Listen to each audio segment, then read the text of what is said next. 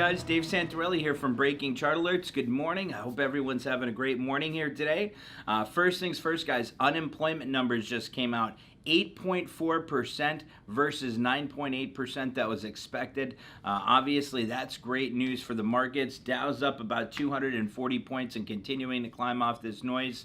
Off of this news, and we're seeing NASDAQ pretty flat here. NASDAQ's down about another 120 points right now. I'm hoping to see a rebound on that as the Dow continues to pick up here, but unemployment rates, 8.4% of Americans are unemployed versus 9.8% they were expecting. So big beat there, over 1.5% beat there, which is really great news for the markets here.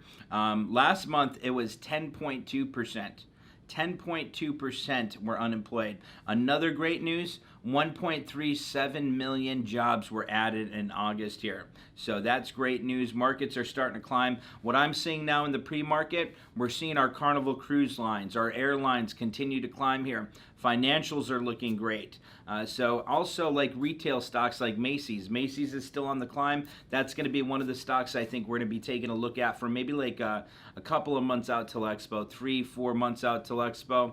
I like the December, January calls on Macy's, especially going into the holiday cyclical trend here. So I think what we could do today, obviously it's Day Trade Friday, so we're going to be doing some day trades. I'm really excited for that. We'll look for some great setups, do some day trades as we see them live.